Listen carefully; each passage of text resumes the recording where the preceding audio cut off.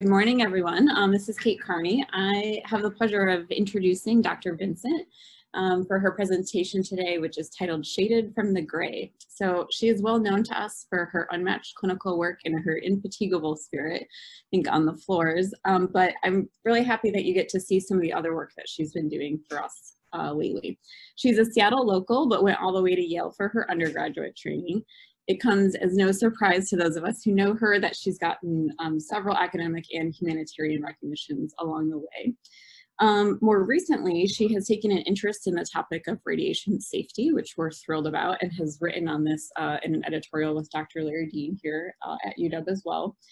In the meantime, she's really spearheaded a topic research project that we're really excited about, and I think we're really looking forward to her joining us clinically, but also just seeing how she's already starting to move the field with some of this work.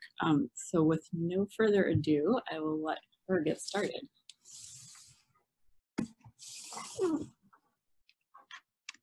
Okay. Thank you, Dr. Carney, for that kind introduction. I just want to make sure from one person before I get moving too far. Does this sound okay? Is everything working?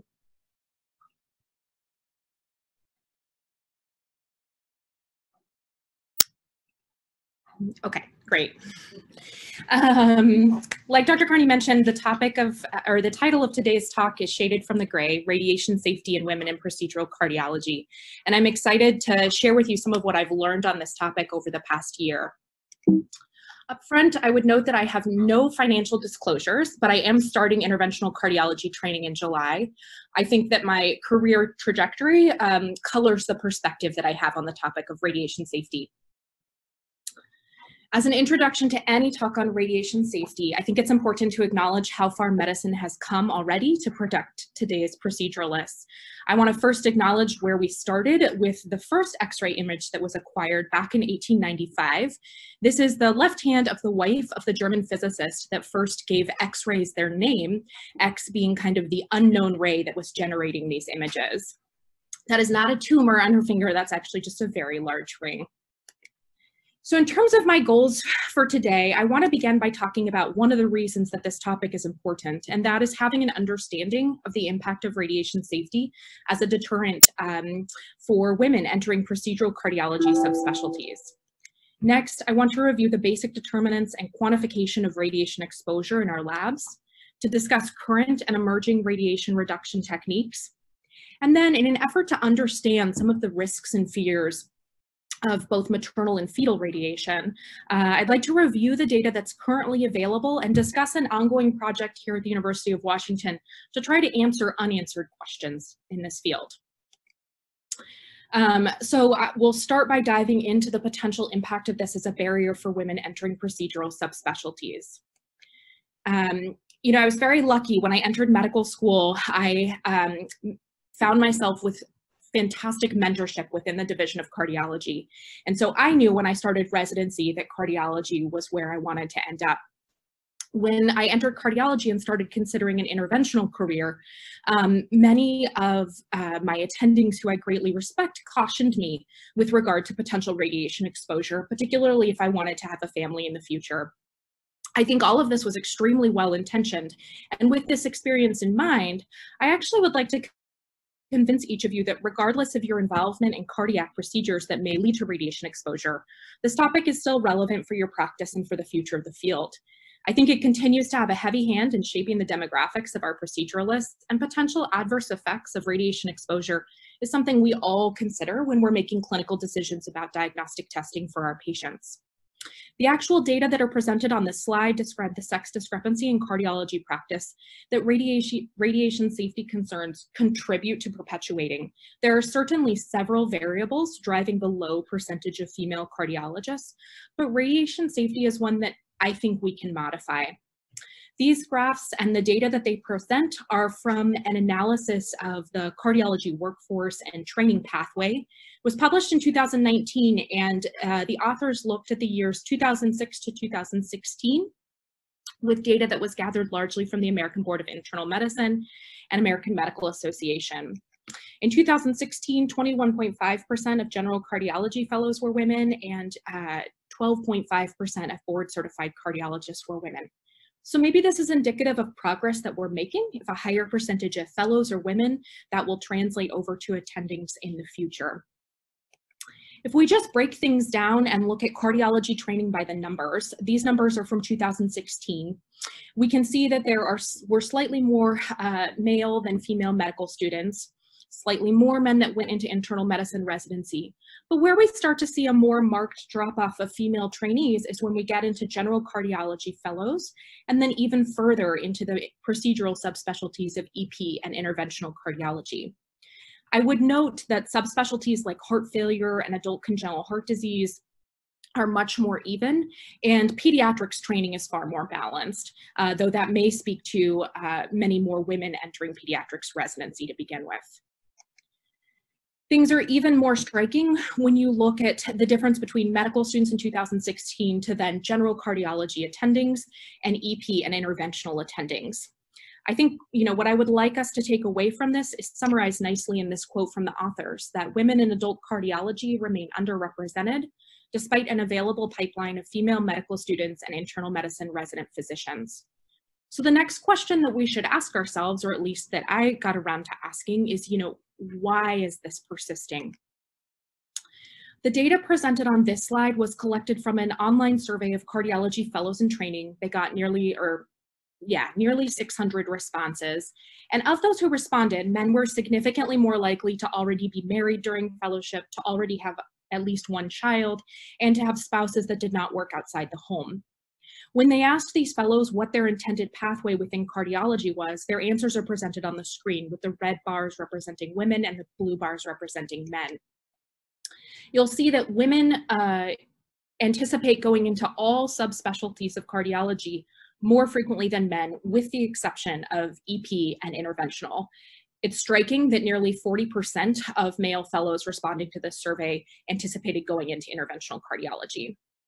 When female respondents were asked why they were influenced against applying to interventional, some of the significant answers cited were the physically demanding nature of the job, lack of female role models, culture in the field, and then very significant were concerns about radiation during childbearing years. I would say upfront that radiation safety is important and it impacts everyone, but it seems to be more of a rate limiting factor for women than for men. This is supported by a survey that was done by the European College of Cardiology that had over 1,700 responses. It was exploring barriers to women entering interventional cardiology, and it shows that women frequently highlight concerns about things like radiation exposure and lack of opportunity in the field. This particular bar graph is stratified by age, so the red bars represent women who are less than 40 years old. The salmon-colored bars are women who are greater than or equal to 40 years old.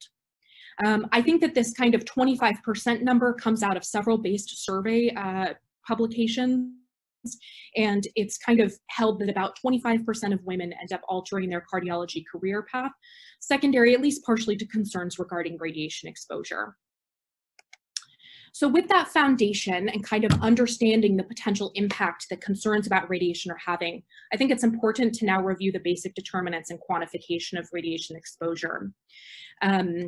Up front, whether you spend time in the cath or EP labs or not, you are making decisions about potential exposure for your patients when you are ordering various diagnostic studies. And concerns about exposure are not only limited to fluoroscopy-based procedures when it comes to patient exposures. Here, I've just tried to highlight some of the more common things that we likely order as cardiologists and give you the typical effective dose to the patient. You'll see coronary CT angiography at the top of the list, and then fluoroscopy-based procedures towards the bottom. I would note up front that while this is recent data, it was collected over many years, and there are very broad ranges here. I feel confident in saying that fluoroscopy-based procedures at the University of Washington are going to be at the lower end of these spectrums with the equipment that we have and the focus that is placed on radiation safety here. This is supported when our operators go do guest cases at other institutions, and we'll find that the exposures are much higher in those labs. So because many of us probably have not been in the cath lab in a while, COVID notwithstanding, just a brief refresher. So here we have patient on the table. The radiation source is actually below the patient underneath that table. The radiation beam will be directed through the patient to the detector, which is also commonly referred to as the II or image intensifier. I would note up front that the red arrows projecting elsewhere in the room are made to reflect scatter radiation.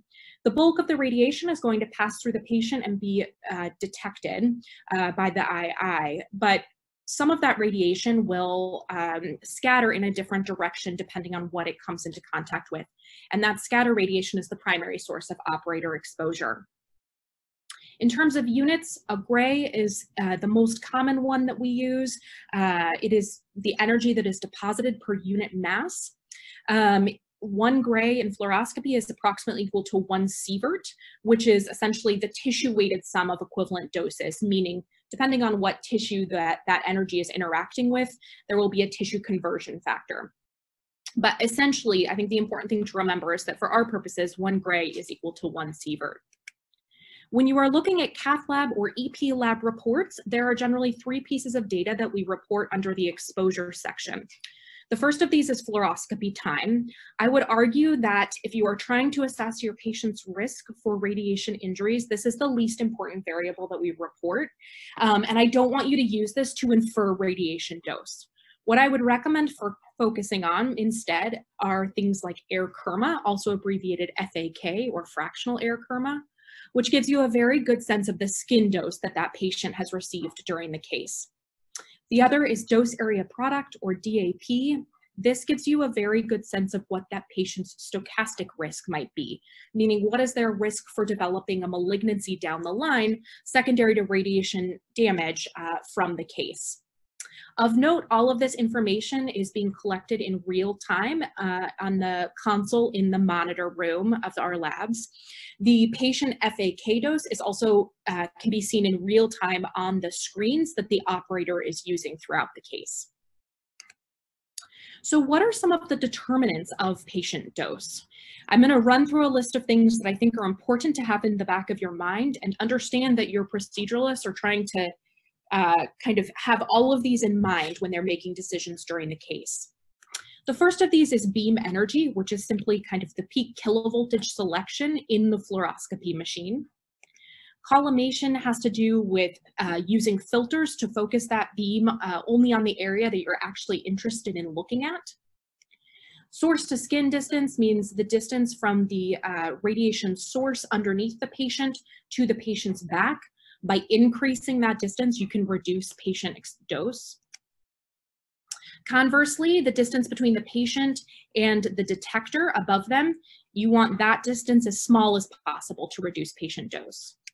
You want to avoid high magnification. You want to decrease your frame rate. Frame rate is the number of energy impulses per second that is released by your fluoroscopy machine. So less energy impulses will result in a lower dose to the patient. The thicker the object that is being imaged, the higher the dose of radiation to that object is going to be. Certainly case complexity and that affects the duration of the case and the amount of fluoroscopy necessary to achieve completion. That will increase dose to the patient.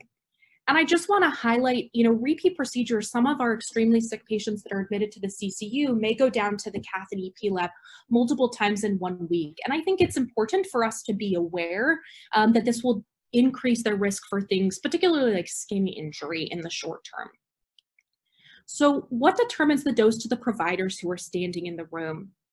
Like I mentioned previously, it is very rare that the operator is in the direct beam of the fluoroscopy machine. If they are, usually something has gone wrong and they are doing chest compressions or something else. So we stay out of the way, so our exposure is largely scatter off of the patient or other objects in the room. More experienced operators, the thought is that they have lower exposure because they're able to accomplish a given case in less time and with less fluoroscopy. By training, I mean specific radiation safety training. I'll show you some studies towards the end of the talk that demonstrate that with an education on radiation safety and changes in provider behavior, doses to both provider and patient can be decreased. If you utilize the available protection mechanisms in your lab to the best of your ability, that will reduce your dose. This includes things like the lead that you are wearing, lead shielding that is available to you, and then combining that with optimizing the device settings on the fluoroscopy machine that you're using can lead to significant reductions in provider dose. Of course, patient size, thicker patients are going to get a higher dose themselves, and there's more opportunity for scatter to the operators in the room.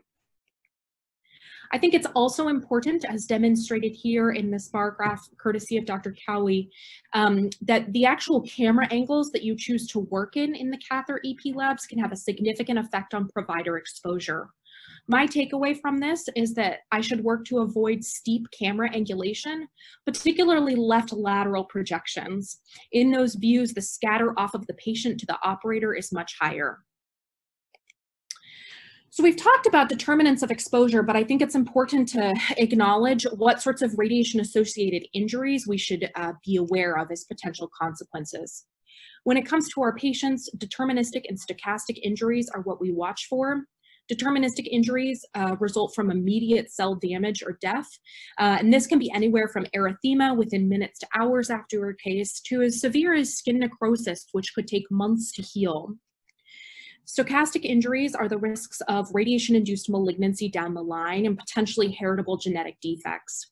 Remember that when you're trying to assess your patient's risk for these things and you're looking at the reports provided, try to think about the FAK as their risk of skin injury and the DAP as their risk of downstream malignancy type consequences. So what about risk to providers? Certainly we worry about stochastic injuries, downstream malignancy, and there has been seemingly more and more published about this recently.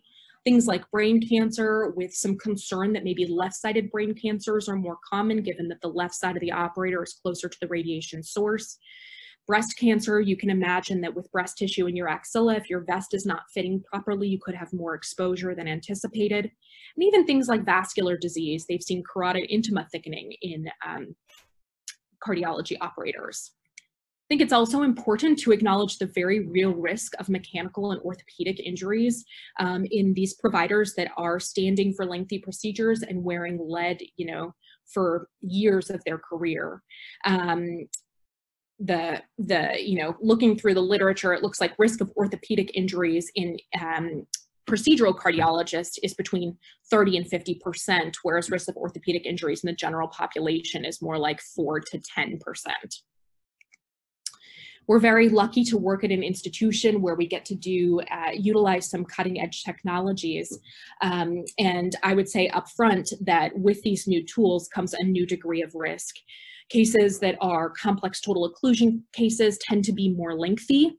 Depending on the patient and their anatomy, it may be challenging to find camera angles that don't expose you to higher radiation. Structural heart interventions can lead to higher exposure. We are very lucky to be in an institution where we have excellent structural imagers who can help guide our procedures with echo. In interventional adult congenital heart disease, there is frequently work that is being done in the right ventricular outflow tract, and the anatomic orientation of structures is different. So there's frequent use of biplane imaging, which means that you actually have two fluoroscopy systems in use simultaneously, one that is looking in the anterior posterior view and one that is looking laterally. You can imagine that these operators and patients have much higher exposure. Complex ablations can lead to higher exposure, but I will note that if an operator is relying heavily on their intracardiac mapping system, it actually may have lower exposure. And lead extraction certainly can have higher exposure. So with that in mind, kind of assessing how we determine risk of a procedure, I want to talk about current and emerging radiation reduction techniques. This slide is really meant to be kind of a take-home message, particularly for the trainees who are listening, in terms of what the best ways to reduce your personal exposure when you're in the lab. And I would say up front that if you reduce your exposure, you are also reducing the exposure of the techs, the nurses, and any co-operators that you have with you. You should drop your frame rate, so less energy impulses per second. Decrease your field size so that you are only exposing the part of the patient's body to radiation, just the part of the body that you're actually working in and need to see. Decrease your camera angulation, so avoid steep angles. Take your foot off the pedal when you're not actually looking at the camera. I know that sounds simple.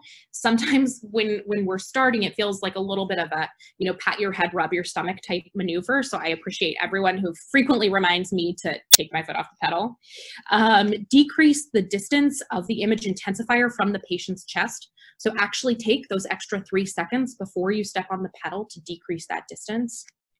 Increase your own personal distance from the source. So after you get access, take a step back and bring the pedals with you as a reminder that you don't need to be right up next to their wrist to effectively manipulate the catheters.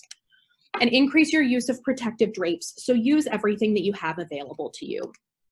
Dr. Kumar published this image, which I think is a nice kind of summary of how integration of these strategies in the lab might look.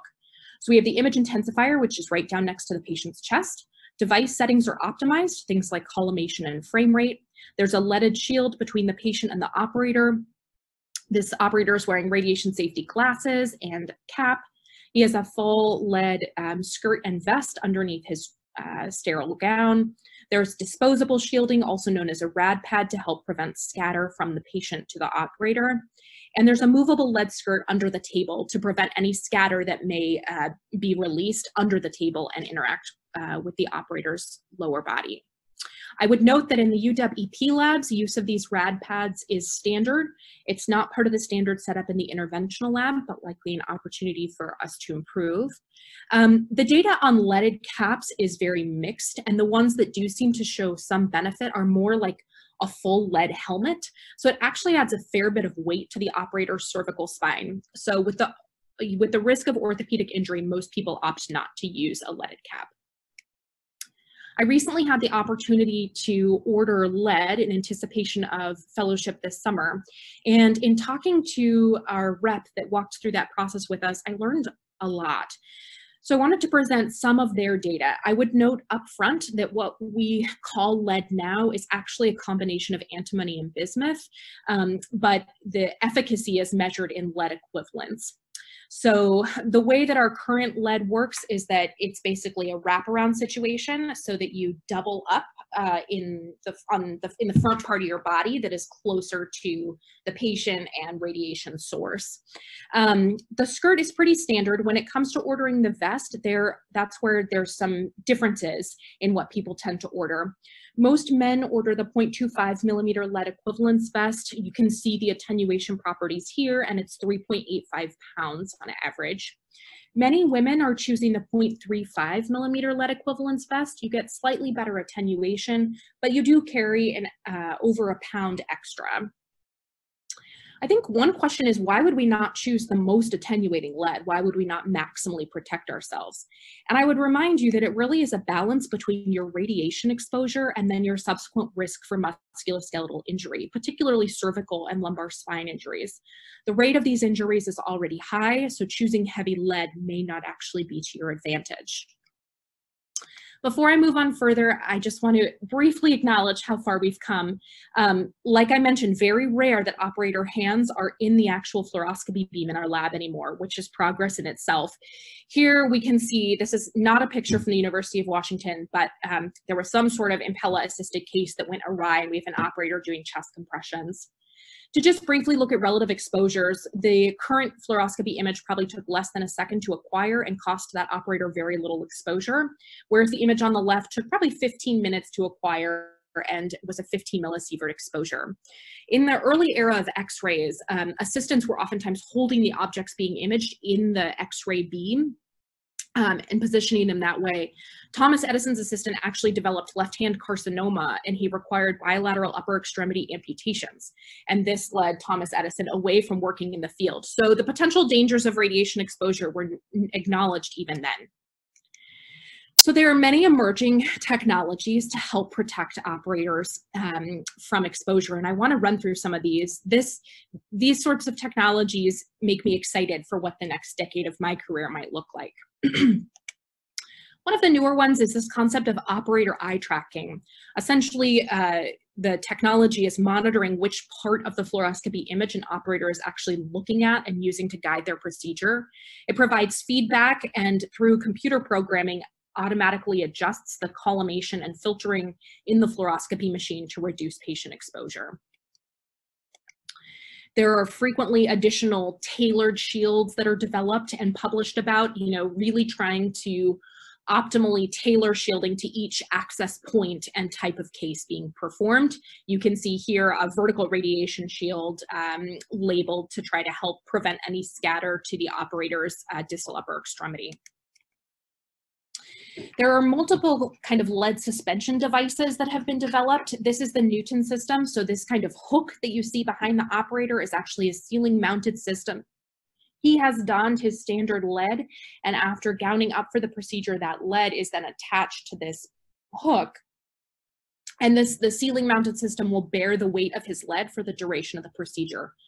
You can imagine that he could wear heavier lead if he didn't actually have to carry that for the duration of the procedure. Zero gravity lead is a very similar concept, with the exception that instead of donning standard lead, the whole lead system actually is ceiling mounted and the operator kind of walks into it. You can see that you probably have enhanced upper extremity protection, and the gown is longer. Because you are not carrying this on your body, it could certainly be thicker and more attenuating. And this actually comes with kind of a leaded plexiglass-like shield here, the thought being that you block scatter radiation from reaching the operator's face and head. Robotic PCI is another emerging therapy. We have a robot downstairs. One of them has been approved for PCI since 2012. I think the potential benefits are twofold. One is that you are more protected because you're behind additional lead shielding and further from the patient. I think the other benefit is that you are seated and not wearing lead for the part of the procedure that you're using the robot for. So your risk of musculoskeletal injury may be less. There's a lot more coming out about real-time radiation feedback. Right now, like I mentioned, the operator can see in real time the patient exposure, but there are actually systems that have been developed such that the operator could see their own real-time exposure. The thought is that they can then adjust their position in the lab or their camera angulations to try to reduce that. The egg nest is kind of an integrated system that essentially almost puts the patient in like a leaded nest and to try to reduce scatter off of the patient to the operator and others in the room. So it is kind of an all-inclusive system with tailored shielding. So you can see tailored shielding for radial access, for femoral access, multiple under the table shields. There's even shields at the head of the table to try to protect our anesthesia colleagues and structural imaging colleagues that may be working up there. And finally, I just want to acknowledge that all of these protection mechanisms are built on the foundation of whatever fluoroscopy system you have available to you. Upgrading a fluoroscopy system doesn't necessarily mean that you can do more cases in a given lab in a given day. So it may not be a revenue generating investment for an institution, but I think it's a very important one when it comes to the long-term well-being of the staff that are working in that lab day in and day out.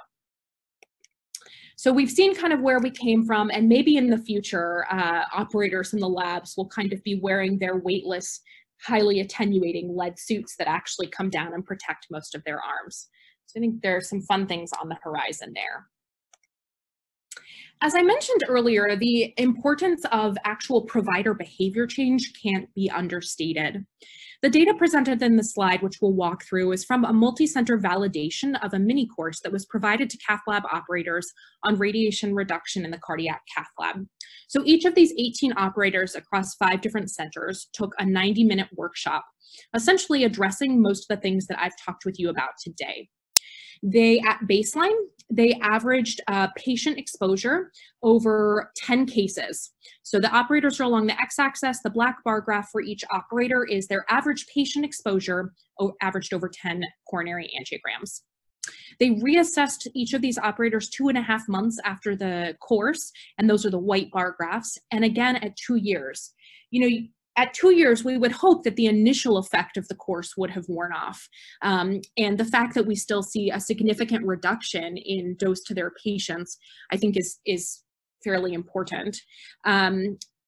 One thing to think about is just, well, does this just imply that the least experienced operators will have the highest exposure? What I would say is that the most experienced operator studied was operator number 5, who'd been in practice for greater than 20 years at baseline. Operator 18 was the least experienced operator who'd been out in practice for less than a year at the time that the study was started. So that may have some effect, but it's not perfect. I think integrating all of these systems together is an important approach. This report from the Mayo Clinic described reductions in radiation exposure in the cath lab over a 3-year study period. They had over 18,000 procedures. And at the beginning, they established a radiation safety committee. This involved not only medical physicists, but also cath lab attendings, nurses, and fellows. They started mandatory radiation reporting, which not only included having exposures listed in every lab report, but if a case ever reached 3 gray, there would be an announcement mid-case. And if a case ever reached 6 gray of exposure, there would be internal review of that case. All fellows that would be rotating through the lab had a mandatory 3-hour training in radiation safety that covered, again, many of the things we've talked about today. And all fluoroscopy devices, the settings were optimized to reduce radiation exposure. So things like decreasing the frame rate and increasing filtering. I just selected kind of the all procedures category and the PCI category, but these results are very representative of what they also found for structural heart interventions and peripheral vascular interventions. In the first quarter, you can see kind of the average doses.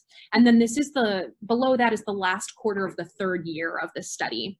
And it does seem like there is a significant reduction in the cumulative skin dose for these patients.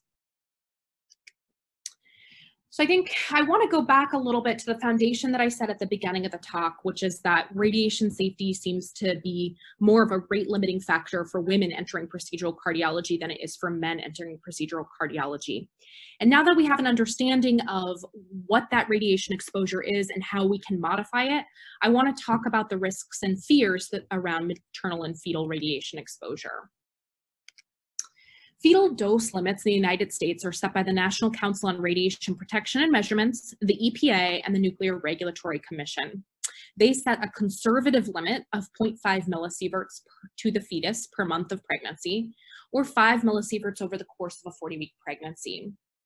To put this in context, in the United States, your background radiation, depending on what part of the country you live in, where you work, and how much you travel, is about 0.75 to 3 millisieverts. When studies have been done to look at, what dose of radiation do we start seeing congenital malformations at, the threshold dose for the lowest threshold is about 50 milligray. So you can see that the limit that is set is very conservative. The total pregnancy dose is supposed to be 1/10 of that threshold dose for adverse effects. Up front, I would acknowledge that there is a lot of policy variability by country. In some countries, once a woman declares a pregnancy, she is no longer allowed to be in the lab until after she is delivered, and in some cases until months after she is delivered. Concerns around fetal exposure are for deterministic effects, so things like intrauterine growth restriction, early miscarriage, microcephaly, etc. And again, we start to see those things when women get beyond at least 50 milligrams of exposure. In terms of increasing risks of pediatric cancer, there isn't necessarily a threshold dose for these risks, but when we think about women getting, 20 milligray, there are phenomenally minimal increases in their risks of these cancers. There is specifically no risk of ionizing radiation for lactating women. So in terms of quantifying fetal exposure, I think it's important to have some concept of what a fetal badge is. Everyone working in the procedural suite wears a collar badge, either kind of on their thyroid shield or the outer pocket of their lead. A fetal badge is worn at waist height underneath both the lead vest and the lead skirt. So this would actually be underneath her skirt. The purpose is to get a sense of what is the radiation dose that is getting through the lead to the skin above where the fetus would be, to get a sense of their potential dose. There is very limited data available on what interventional cardiologists and electrophysiologists, what their fetal doses would be. The data presented here is the largest series. This is of 4 interventional cardiology operators and 1 electrophysiologist in Spain. You can see their procedural volumes in the middle column. The added fetal doses that these women saw was either nothing beyond background or very minimal. You see that 0.2 millisievert dose. Remember that in the United States, over the course of pregnancy, our conservative limit is 5 millisieverts. So this operator is still well below that. There was a Mayo series that was discussed in another article that included 1 interventional cardiologist and 1 pregnant interventional cardiology fellow, and they also had minimal fetal exposures. Other than those 7 patients, our data on risks of fetal radiation largely comes from either following women that were exposed during Chernobyl or the atomic bombings in Japan, or from women who require emergent imaging studies, pregnant women, excuse me, who require emergent imaging studies. So while it may seem that this data is very reassuring, I think that if it were you or someone that you love trying to make big life decisions, this might not feel sufficient. So I just want to kind of quantify risks. I think that this is where a lot of the fear comes from. Our goal dose to a conceptus is 0 millisieverts. We would love for them to get nothing over background radiation. If that occurs, the rate of congenital malformations in the general population is 4%, and the rates of childhood cancer is about 0.07%. If you get a total of 5 millisieverts, if the fetus gets a total of 5 millisieverts during pregnancy, which remember is the upper limit in the US, the rate of congenital malformations goes up by 0.01%, and the rate of pediatric cancer goes up by 0.04%. So these are very minimal increases, and that's assuming that you get that full limit dose. So we'll talk a little bit about what people might actually be getting in a busy academic cath lab in just a second. I want to just pause and acknowledge some of the intangible maternal risks that many articles have been written about, but I think is something we don't necessarily talk about as much. And I think the first of these that I would highlight up front is confidentiality. The way things work at our institution, which is not dissimilar from many others, is that if a woman working in the cath lab wants to obtain a fetal badge, she has to fill out a form declaring pregnancy, send that to the radiation safety office, and then she has to specifically request that that be kept confidential. The default is that her fetal badge is sent to her boss or the administrative staff who help coordinate badges for her department. And you can imagine that it is then probably distributed in a public way. And if this is happening early in pregnancy, you know, the risk of early pregnancy loss, we all know is higher than we would like. And, you know, these women may not have even told their close family members that they're pregnant yet, but suddenly they're having to tell their boss and coworkers. I think that that's just something that we need to work to change. I think there's guilt that comes with the idea of your call responsibilities being covered by colleagues. There's the cost to the organization of losing an employee during maternity leave. And the musculoskeletal effects of pregnancy alone sound distressing, but then to add lead on top of that, I think you run into a real risk for orthopedic injury. So what are some things that we can do or have been doing here at the University of Washington to contribute to moving this part of the field forward? I think in terms of the intangibles, there has been a lot of thoughtfulness in terms of developing a progressive culture in procedural cardiology here. I think that there is very much a mentality that any fellow should consider this either EP or interventional as a specialty of choice. And if that's what they find that they love doing, they should not feel as though they are unwelcome in that space. And feel empowered to pursue that. I think the fact that we have so many female fellows going into procedural subspecialties speaks to progress that has been made here. I think in terms of the tangible, we can certainly contribute to the collective knowledge that is out there on potential fetal exposures, which is certainly a cause of fear in many women considering these fields. That is a project that I have been working on for the past 4 months now. We actually, one of the questions I had is what would a fetal dose be if an operator continued using their current radiation reduction mechanisms in a busy academic cath lab? So if they didn't shy away from procedures because of fear of radiation, if they didn't step back and let someone else be first operator because of fear of radiation. So I wanted to know, what is the true fetal dose if we all continue behaving as we are? We've had 4 interventional cardiology operators and 3 electrophysiology operators wearing a study fetal badge in addition to their collar badges for the past 3.5 months now. And in going through all of this data, I can then go through an operator's cases that they participated in, get great numbers and information there, and compare their collar and fetal badge doses. This is the data from January for 2 of our interventional cardiology attendings. You can see their case volumes in the second column, and that is cumulative over the month of January. The next 3 columns represent cumulative patient exposures for the cases that they performed. So that's going through each of those individual case reports and summing the exposures for the patient. You see their collar doses in the next column, and finally you see their fetal doses. So this is the badge that was worn underneath their lead at waist height. Their dose equivalents are 0.01 millisieverts and 0.03 millisieverts for the month. Remember that a pregnant woman, the upper safety limit would be 0.5 millisieverts. So they are less than 1/10 of that upper safety limit. And this is without any behavioral adaptations due to, fears during pregnancy. Some of you might be wondering, well, this is a teaching institution. Our attendings do an excellent job of letting the fellow be first operator and staying out of the case whenever they can. So maybe the fellows are getting more.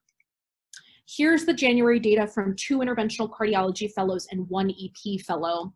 I would highlight that their fetal badge doses were the same or lower.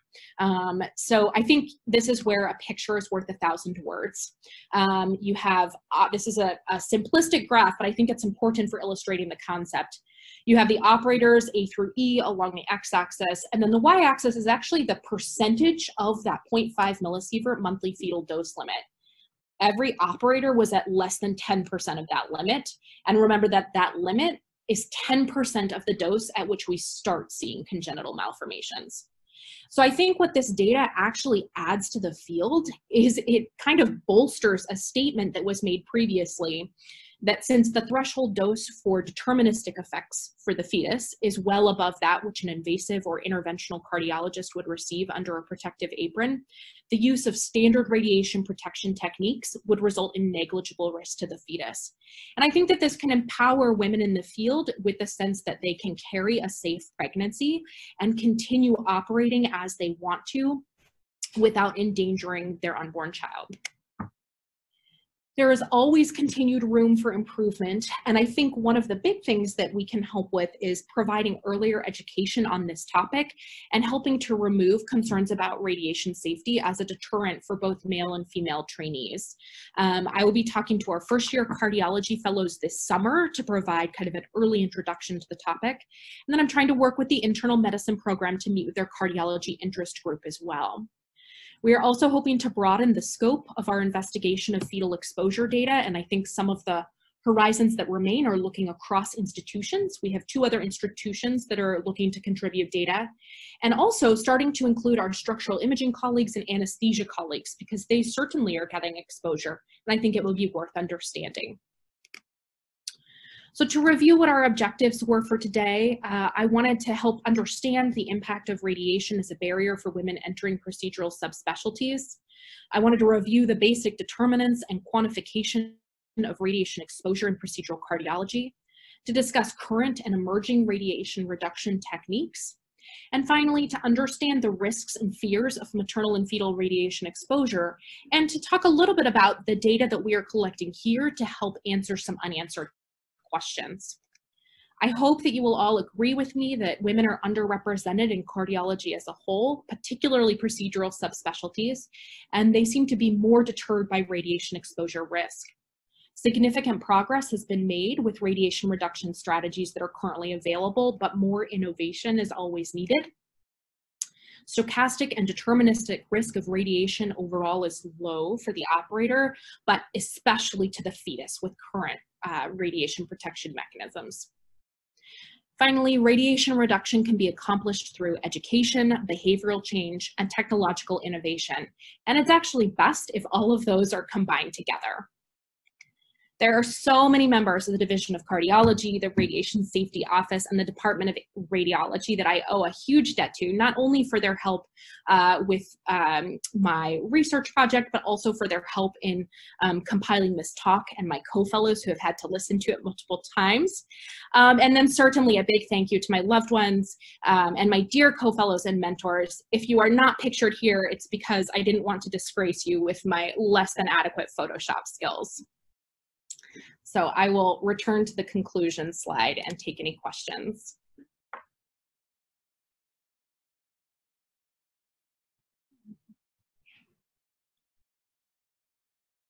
Okay, so it looks like, okay, so I'm gonna kind of go through. Yeah, so I'm looking in the chat. It looks like Dr. Gibbons had asked if there was any data on exposure with programmed multiple serial imaging, such as with Philips Labs. So I'm not sure I know exactly what programmed multiple serial imaging is. So I am not specifically aware of such data. Certainly if any of the other proceduralists are here and are more familiar with what that is, please, please feel free to chime in. And then Dr. Otto had asked about a risk during pregnancy. And I think in terms of how much exposure there would be under the lead apron, that's certainly what I'm hoping to answer. And so far, our first month of study data is very reassuring that the exposure is minimal with just our standard protection mechanisms.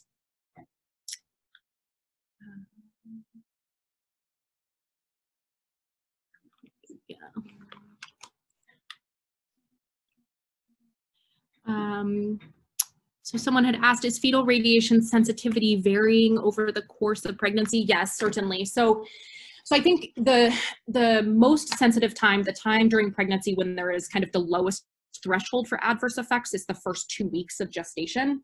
Then once you get beyond 8 weeks, there is another couple of weeks where the threshold is, you know, if you get 60 milligray of exposure in that time period. Generally, the doses, other than that very early period, kind of the threshold dose for seeing adverse effects is over 100 milligray of exposure. So far beyond that, which we're seeing, you know, in the studies that are available and in our data. Dr. Robinson asked, oh yes. Maybe just to repeat the question, Dr. Robinson, who's done a lot on this work as well, had asked if currently any programs or hospitals, we know that certain programs, and actually some nationwide, like in Norway, for example, if you're pregnant, you're actually mandated to leave the cath lab.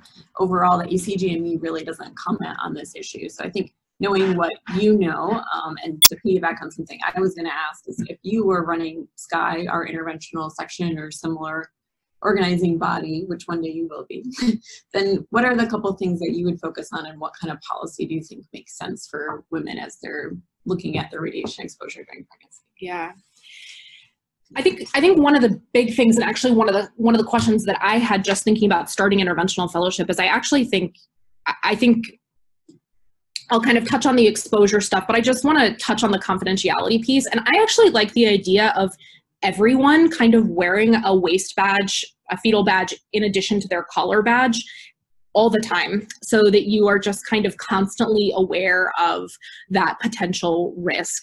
So I think that's one policy thing that is, you know, low cost to an institution and fairly easy to institute. In terms of, I think this is where, you know, some hospitals have kind of a mandatory radiation safety education program for fellows who are coming in, and then they actually have annual refresher type courses for all kind of operators, nurses, techs who are working in the lab. And I think that sort of thing would be extremely productive. I think in terms of policy, I certainly don't feel that women need to be out of the lab during pregnancy. I think that, you know, a lot of it is just having this knowledge about what potential exposures are, and then understanding, you know, really following what your monthly exposure is and understanding, you know, how that's changing over time. This is one of the places where I actually think that the real-time radiation dose monitoring in the lab, like provider dose monitoring in the lab, could be extremely helpful if you're able to see what your own dose is during cases. I think that could be extremely helpful in these cases as well. I'm not sure if that exactly answers the question. Yeah.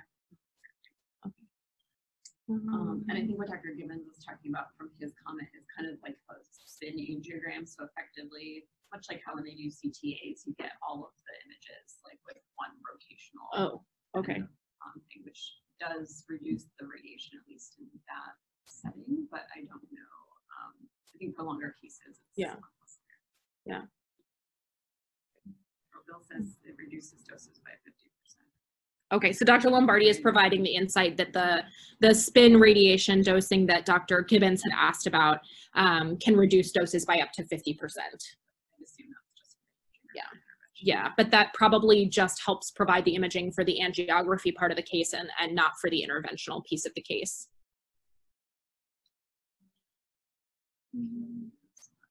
Yeah. So Kelly asked about, Dr. Branch asked about, can you comment on the actual stochastic risk of risk of radiation, the linear no threshold line with little data below 100 millisieverts? Yeah, so I guess what I would say is when we're talking about stochastic risk, which is the risk of downstream malignancy or heritable genetic defects, there isn't going to be kind of a threshold dose where we expect to see these outcomes. Some of it is just going to be the random effect that a given dose of radiation might have on cells. I'm not sure. So I'm not sure if this means specifically for the fetus. What I would say is that when they have looked at rates of pediatric cancer, generally you're talking about fractions of a percentage change in that risk with an increase in exposure by 10 milligray. So given that we're trying to limit exposure to less than 5 milligray over the course of a pregnancy, that risk is not going to be meaningfully increased. Dr. Dean asked, taking EP as an example, what are your thoughts regarding the use of non-ionizing imaging techniques married with fluoroscopy in the IC labs? I think that makes a beautiful point, and I think that one of the ways that this is demonstrated, you know, really nicely in interventional cardiology is actually in our structural imaging cases, and really the heavy reliance on TEE guidance for those sorts of procedures. And I think kind of a correlate in the EP labs is relying heavily on intracardiac mapping and just reviewing some exposure data, as I've been doing recently. Certainly the cases that use that mapping have very low doses. I think with increasing use of ICE, particularly in some of our adult congenital cases, and there's a huge opportunity there for reducing exposure given the use of biplane imaging. So I think the point that you're making is very well taken, that trying to utilize non-fluoroscopy based technologies to minimize fluoroscopy in the lab is going to be a huge, I think that'll help make huge progress in the field as we move forward.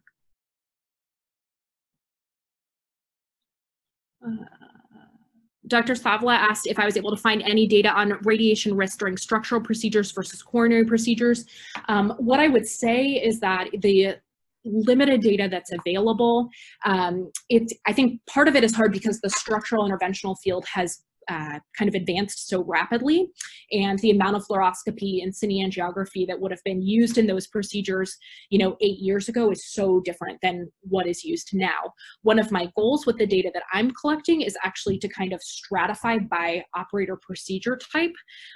So for our 7 operators that have been wearing dual badges, I will be able to see kind of what case types seem to correlate with more exposure, if that makes sense. So hopefully that's an area where I can actually add to the field.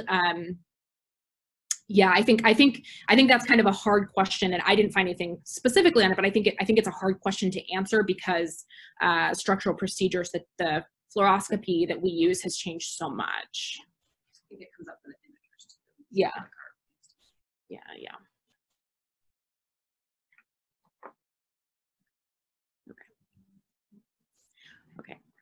I don't see any more questions written, so I'm going to hand it over to Dr. Carney. Don't worry, we're 6 feet away. She pushes this over. I think, as you mentioned, and Dr. Selva's other comment kind of highlights too, it's obviously not just radiation that, you know, limits all people, men and women, from choosing interventional cardiology, perhaps. But that being said, as you discussed, I think there is a drop-off of women entering internal medicine, then pursuing cardiology, and then again into the particularly procedural heavy fields of EP and interventional space. And I think there are differences in call volume and some other things that factor into that with real or perceived lifestyle choices. I think given all of that and the work that you've done, is there anything that you wish you knew that you've learned in your work, or that you would say to women that are considering cardiology or IC or EP as they're moving through this? Yeah, I mean, I think the very first thing that I would say is that I have been so significantly influenced by the tremendous mentorship that I've had within cardiology. So I think we all know in the back of our minds that can reach for the mentors that really shaped our careers, but I think that the importance of that can't be underestimated. And I think, you know, particularly as women in cardiology, you have the opportunity to mentor both female and male trainees. And I think remembering that they are listening to everything that you're saying and that you're saying about your job and things that might be frustrating you. So that's kind of a simple answer, but things that I wish I knew, you know, doing all of the research for this presentation and the background to the project that I started about 4 months ago was an eye-opener for me. And I think that I actually had a lot of fear about, you know, potentially starting a family in the future and what that would look like. And I wish so badly that I had done this research on my own a year and a half ago when I was trying to decide what subspecialty to apply into.